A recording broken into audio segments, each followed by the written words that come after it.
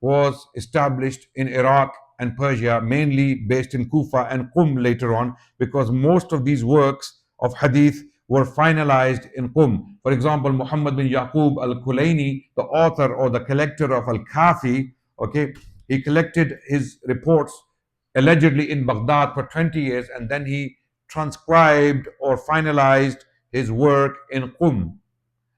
And likewise, Ibn Babawayh Qumi, who was the author of Malla Yahdur al-Faqih, okay, and At-Tahdhib, he also compiled these two works in Qum. He was Qumi, he was from Qum. So the religion basically pretty much was formalized, canonized in Qum, not in Kufa. It was initiated in Kufa. The ideas came from Kufa. The intellectual impetus, okay, the basic foundational ideas were formalized in Kufa, but they were given meat, right, or information and literature in Qum. That's where the religion was born. It was formalized and canonized and then preached. And then some dynasties, powerful dynasties, ended up adopting this religion over time. For example, one of them was Bujid dynasty or Buwayhid dynasty. They dominated the Abbasid Empire for some time. Then we had other splinter groups with different ideas and beliefs, like the Ismailis. Okay, Ismailis are not 12ers. They are not 12ers. Now today they are a small minority. They have always been a small minority. Ismailis um, were they managed to take Egypt for them, and they created a caliphate called the Fatimid Caliphate, which was a thorn in the throat of Islam, right in the middle. They controlled one of the most powerful countries in the world at the time, Egypt. Egypt was one of the most powerful countries, one of the richest countries agriculturally, specifically because of the River Nile. And they dominated that country for 200 years until Sultan Salahuddin Ayyubi dismantled it to fight the Crusaders, because they could not fight the Crusaders and liberate Al-Quds until Fatimid Caliphate was dismantled. Okay? But then there were other dynasties that took power from time to time, or some influentials, they continued to work within the body of the Ummah.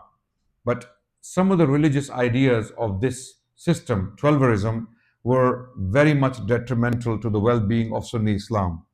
So they always worked in sinister ways, okay, against the interests of larger Sunni Muslim dynasties. So there was a lot of harm that was caused, and the topic of today is not the Shia Sunni history or the conflict between the two systems, right? The topic is today, so I'm going to come back to it. So why did Shah Abdul Aziz write this book in India in the 18th century? This book was authored in 1780s, right? Why did he write this book in India? Why? Okay, in India during the Mughal period, when Humayun, the emperor, came back to take back the land from the Suri Afghan dynasty, right? He was helped by the Persians, who were Safavids. Safavids were a group of people who had taken the land of Iraq by Iran. Iran was majority Sunni Shafi'i country. 90% of the people of Iran were Sunnis, following the Shafi'i madhab predominantly, and of course there were Hanafis there as well, and they were Ashabul Hadith, their great Hadith scholars were born in Persia, in Iran. So they were following Sunni Islam. And to be precise, exactly 1501, in the year 1501, this group of extremist 12er soldiers comes in, led by a man called Shah Ismail al-Safavi, a Sufi, also known as Sufi, right? He came in, okay, and he followed a specific Sufi version of Shiaism, Twelverism, right? So he mingled Sufism with Twelverism, and Sufism was well established in Iran, so he tried to use his Sufi inclinations to encourage people to follow him and to trust him and to believe in him. But in reality, he was a Twelver who wanted to make all of Iran a Twelver religion, a Twelver territory. How would you do that now? How would you do that? You would have to force the entire population into Shiaism. He couldn't do that. He didn't have the army to do so.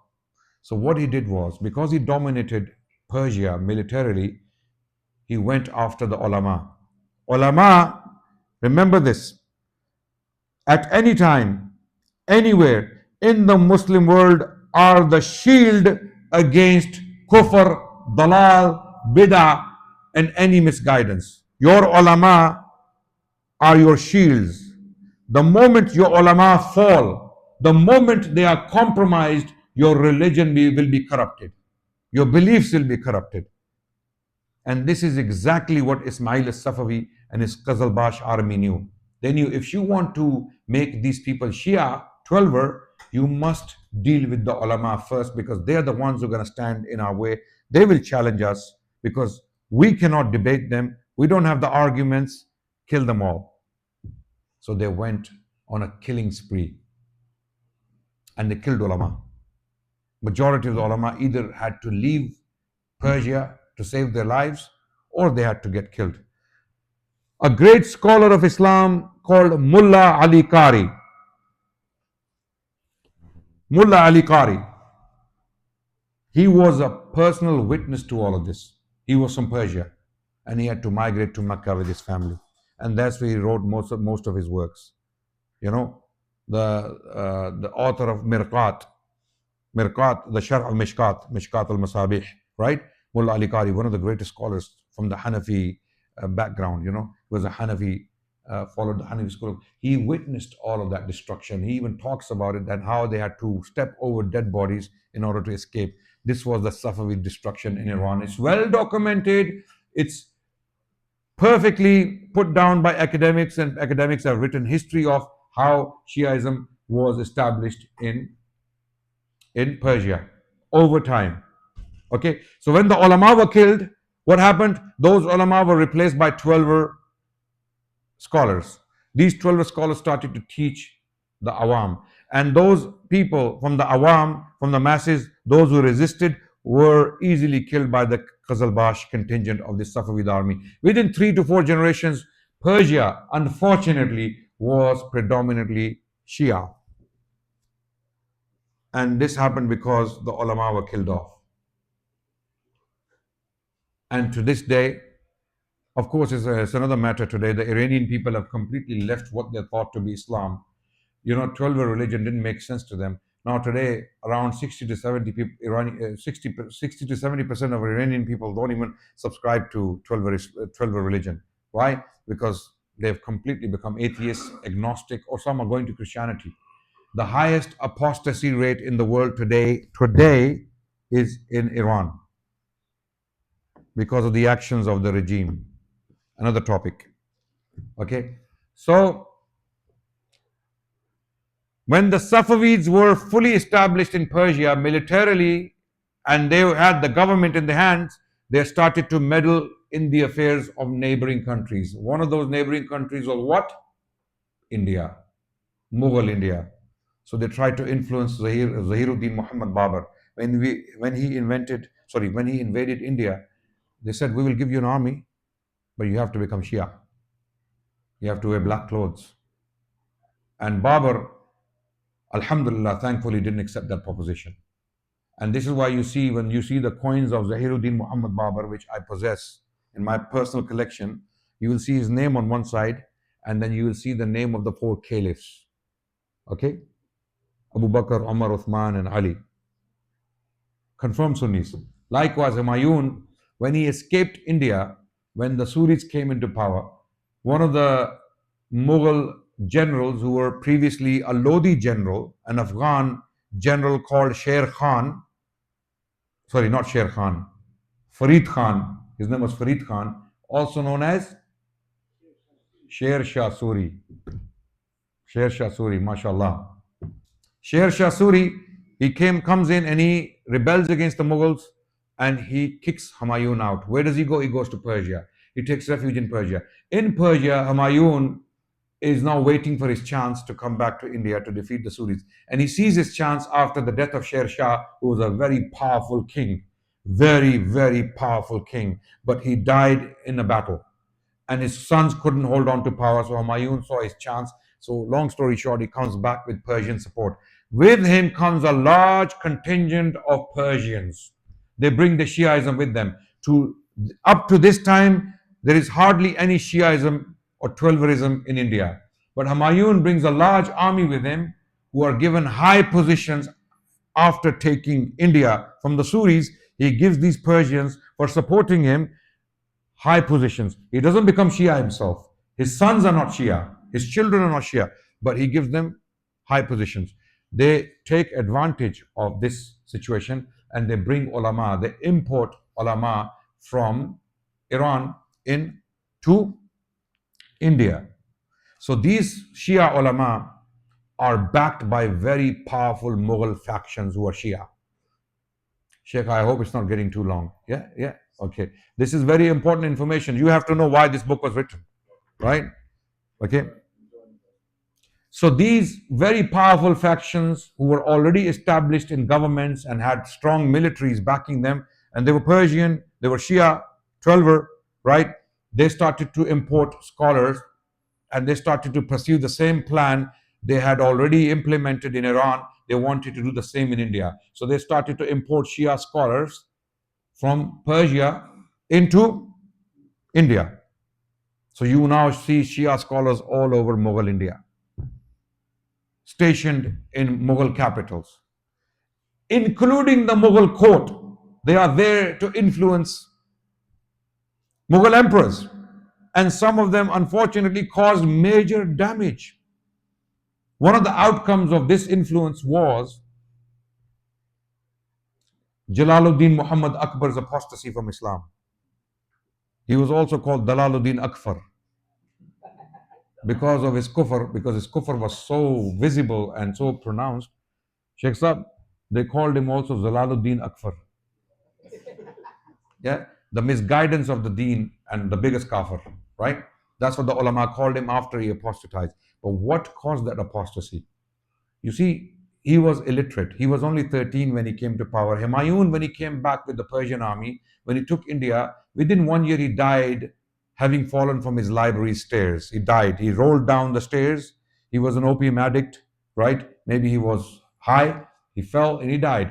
And now power comes into the hands of his son, Akbar, Muhammad Akbar. Okay? Initially, he was very religiously dedicated. He would even lift the slippers of the ulama to put them in front of them. He was so respectful towards the ulama. But over time, his religious ideas got corrupted because of the influence and the people around him. And some of those influences were Twelvers, right? For example, a question came up when he was ruling. He wanted to have multiple wives. He wanted to have a large harem.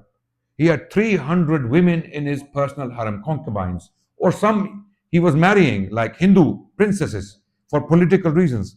One of his famous, Rajput princess he married, the mother of Jahangir, right? She was a Hindu Rajput princess, right?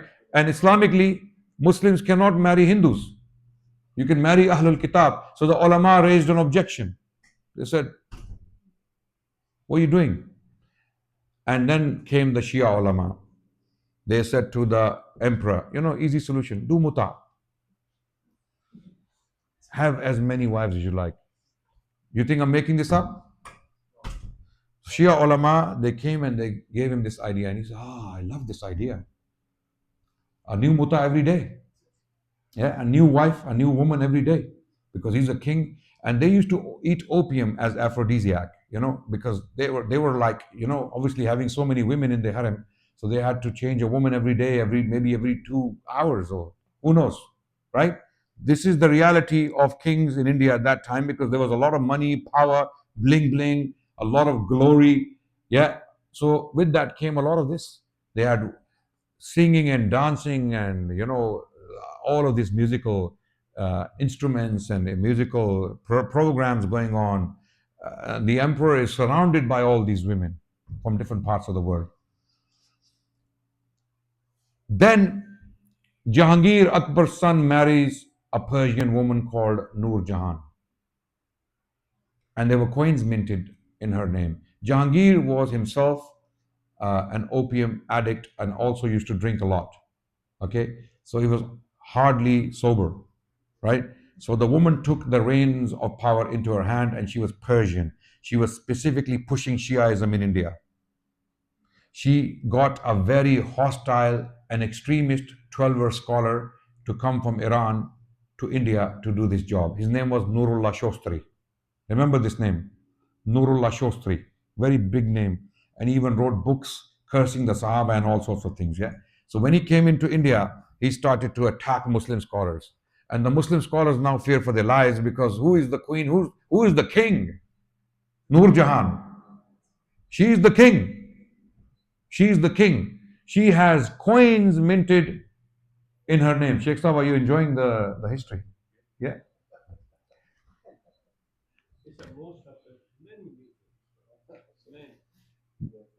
Question me for the sources, inshallah, later on.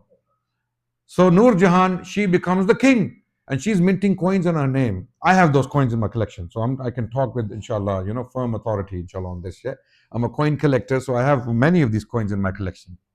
Right now, when she becomes the ruler, de facto ruler of India, and she now starts to poison Jahangir's mind about his son. Who is the son of Jahangir? The famous Shah Jahan. Shah Jahan. Shahzada Khurram. Shah Jahan. So she poisons Jahangir's mind against his son, and now the son, because he's being deprived repeatedly, he rebels against his father. And he's on the run for years. So Jahangir's armies are pursuing him, and who's pushing for this? Nur Jahan. Long story short, I don't want to give you a lecture on the Mughal history, but let's go back to our main topic. Nurullah Shostri comes from Persia and starts challenging Muslim scholars when Jahangir is ruling. So the scholars of Islam and Muslims become so sick of him that they want to debate him and humiliate him, right?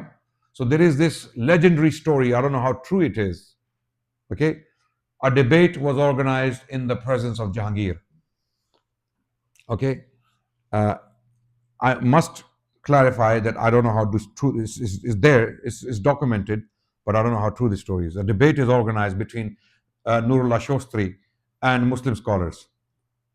And Jahangir, the emperor, is there, Nur Jahan is there. So whenever Nur Jahan did not agree with anything Jahangir decreed, she would stop him. She would prevent him. And Jahangir was so much in love with her, he was so mesmerized by her charms that he would comply. So the debate is taking place in front of the emperor. Nurullah Shostri is a Persian scholar. He doesn't know about the culture of India that much. He doesn't know who the saints are and what their status is with the Mughal emperors. You remember Jalaluddin Muhammad Akbar walked barefooted to a tomb of a Sufi saint. You know the story, yeah? And whose tomb was that? Khwaja Salimuddin Chishti. He goes to his tomb walking, and he goes there for a mannat to ask for a son, which is shirk, of course. We know this is wrong. Why are you going to the grave and asking the sheikh? Ask Allah. Yeah, but this was well established in India. This kind of bid'ah and shirk was well established in India at the time. Unfortunately, it still is. It still is. Yeah, unfortunately. And the Mughal emperors have a lot to do with it because they promoted it on the state level. When the emperor himself is walking barefooted to a tomb, so he went to this tomb, the tomb of Khwaja Salimuddin Chishti, and he asks for a son, and he gives birth to a son. And when it is time to give birth, his Rajput wife gives birth to that son. Guess where? Inside the tomb. Later on, of course, later when because Akbar believed the son was given by the sheikh, so the son must be born within the vicinity of the tomb. And the son was named what? Salimuddin Jahangir. He was named after the sheikh. Who was the sheikh? Salimuddin Chishti. So the name of Jahangir was Salimuddin. Jahangir is his title, but his name was Salimuddin. So now when this debate is taking place between Nurullah Shostri and Sunni scholars, one of the Sunni scholars asks him, he knows that this guy is cursing the Sahaba and all the Sunni figures. So he asked him deliberately, what do you think of Khwaja Salimuddin Chishti? So he had no idea, Nurullah Shostri had no idea about this story, how important Salimuddin Chishti is to the royal family. In fact, the emperor is named after him. So he went on a mad one. Cursing. And Jahangir is getting red and blue listening to this, right? And the Sunni scholars sat back and watched. You know, when your enemy is making a mistake, let him carry on, right? So Jahangir, he ordered, you know, Jallad, you know what a Jallad is? Jallad is the executioner. He ordered his executioner to pull his tongue physically from the root, pull his tongue. And Noor Jahan, she got involved. And Jahangir, who was a drunkard, by the way, this is a famous story. And again, to emphasize, I don't know how true it is, but it's a well known story, so I'm telling it to you, right? Don't come back to me later in the comments, ah, liar. Okay? But it's a well known story. And this saying is a very powerful saying that's attributed to Jahangir. When Noor Jahan got involved and tried to prevent him, he said, Jan Iman, Jan Dadem, Iman Nadadem. He said, my Jan, my love, I will give away my Jan. I'll give you away, but I will not give away my Iman. Jan Iman, Jan Dadem, Iman Nanadadem. Persian. This is Persian. And Nurullah Shostri was definitely killed. This is historically established that Nurullah Shostri was killed during the reign of Jahangir for all his bakwas against the Sahaba. He was killed. This is historically established this much. But this story, I don't know how true this story is. It's told in some sources. Some historians say this is legendary, it never happened. But maybe it's true. Maybe it's not documented in those sources. But it is clear, it is firmly established. So Shia influence was very prominent in India, and it had spread so much by the 18th century when Shah Waliullah is alive that there is not a household where one or two Shias are not found, or where they are not influenced by Shia propaganda, because Sunni masses are very ignorant.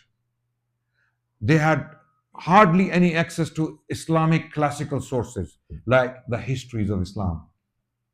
Okay, they mainly relied on Persian sources, and Persian sources didn't have necessarily, they didn't have the hadith books or the history books from the early period of Islam. Even the scholars were ignorant on the Shia. They didn't know how to deal with them and their questions and the spinning of the sources.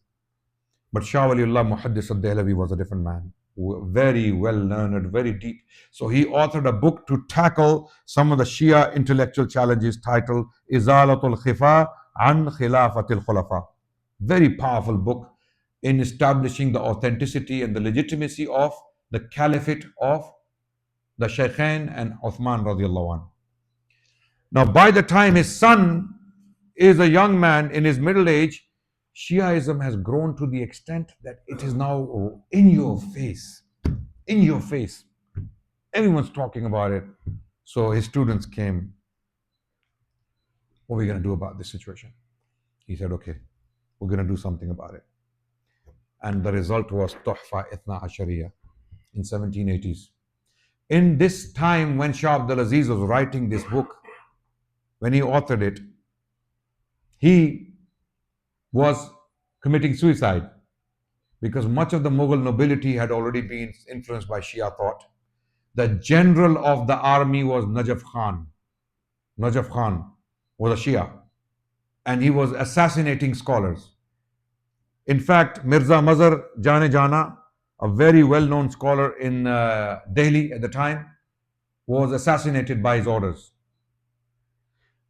So Shah Abdul Aziz was committing suicide, effectively. But he authored this book. And this is one book that completely takes away the rug from the feet of this religion, wallahi. And in the very beginning of the book, in the Muqaddamah, Shah Abdul Aziz writes that there is not a household in which Shia influence is not found. For that reason, I authored this book, Tuhfa Ithna Ashariya. And he put down all the major arguments that he could find, okay, in this work. And it was authored in Persian. I have in my personal private collection of manuscripts, I have around 4 to 5 of those manuscripts. One of them comes from the lifetime of the author himself, when he was himself alive. This book was so cherished and so celebrated that it was spread throughout India, and there are so many manuscripts that you can find to this day. How do you know a book was popular? Especially when it's being transcribed in hand. There was no printing press. Printing press came only later on, right? In the Indian subcontinent. When Shah Abdul Aziz wrote this book in the 1780s, Muslims didn't have a printing press. The British did. The British did in Fort William in Calcutta. They had a printing press, but the Muslims didn't have printing press. It was only later on. This book was mass produced, and anyone who read this book left Shiaism. Those who knew the Persian language and understood it. In fact, one of the greatest examples of this, I must give example. There was a great scholar of Islam in the Indian subcontinent called Nawab Siddiq Hasan Khan. Ji, absolutely. No, Fathul Bayan. Yeah, Fathul Bayan. His tafsir is behind me. Which one? This one. Okay. The author of this tafsir, around 5 volumes there, 6 or 5 volumes. The author of this tafsir of the Quran, Fathul Bayan. Okay. Nawab Siddiq Hasan Khan. His father was a Shia. His grandfather was a very powerful Shia. In the state of Hyderabad, he was married to one of the royal ladies. His yearly income, his grandfather's yearly income was 5 lakh rupees, $500,000 rupees in the 18th century. You have no idea what that means. This was a royal salary. He was a Nawab. And then his father, Nawab Siddiq Hasan Khan. Why is he Nawab? I'm going to tell you about that as well. Again, this is going to turn into another lecture, another digression, right? So these are just fawaid, side benefits that I want to give you. His father had left his own father because he had read this book. He got exposed to this literature. And he told his father, I cannot be Shia anymore. His father told him, go, you won't get anything from me. He said, I do not want a penny from you. So the name of his father was Aulad Ali. Aulad Ali, the name, look at the name, right? And they were Bukhari Sayyids. They descended from a Shia line. And for some generations, they had become Shia. His ancestors going back to Bukhara were not Shia, but over time, somewhere, possibly during the Mughal period, one of them accepted Shiaism because of the Iranian influence. And now his father, he told his father that I do not want to be Shia. And he left him and he came to Kannauj. Kannauj is northern India. From Hyderabad, he came to Kannauj. And when he left all that money behind, he became one of the disciples of the famous Sayyid Ahmad Shaheed, the Shaheed of Balakot. So when Sayyid Sahib heard, because he needed money for the jihad movement he had launched against the Sikhs primarily, and then later on he was going to fight the British colonial rule in India. Sayyid Sahib said, "Paise leke hame de dene the. You should have taken that money and given it to us." He said, "No, I don't want a penny from my father." And because of that, he died soon after. Siddiq Hasan Khan lived in utter poverty. Poverty that you cannot imagine. His grandfather was a Nawab in Hyderabad, a multi-billionaire, not multi-million, billionaire. He was living in utter poverty. He grew up in utter poverty because his father died. His mother, she educated him in very immense difficulties. So he became a disciple of many scholars who were alive at the time. And afterwards, long story short, his story is like the story of Yusuf alayhi salam. Like it. I'm not saying the same, okay? So don't give fatwas on me, yeah? I'm not equating the two, right? So because Yusuf alayhi salam's story is what? Child sold into slavery, ends up in prison, and then becomes the most powerful man in Egypt, right? This is the story of Siddiq Hasan Khan. I've done a lecture on YouTube, and I want to do it again, inshallah, in more detail, where he eventually became the ruler of an Indian state. Him. From poverty, he became a ruler of an Indian state called Bhopal. That's when he was given the title Nawab, and he started to publish books upon books and books. And the British, they realized what he's doing, and they deposed him, and they were going to hang him. But the Queen, the lady of Bhopal, got involved and saved him, and he was under house arrest, and he died in that state. Long story short, coming back to Itna Sharia. So this is the power of this book. His father, Nawab Siddiq Hasan Khan's father, left that religion because of this book. This book was mass produced. So, what are the virtues of this book? Why is this book so powerful? This book was unprecedented. Never before a book like this was written on Shiaism. Okay, because the book basically begins with history. Shah Abdulaziz first explains why he's writing this book. And so dire is the situation in India at the time that he doesn't even put his real name on the book.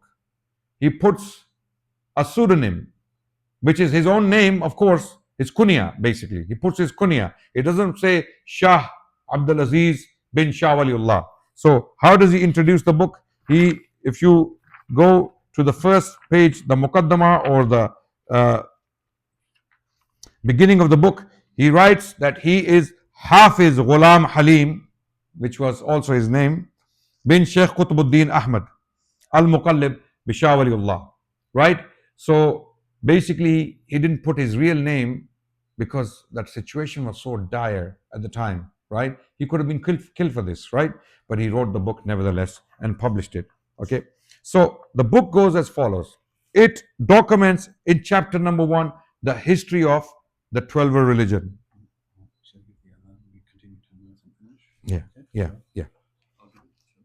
Yeah, please. So we're going to take a break for Adhan and then we can continue after that.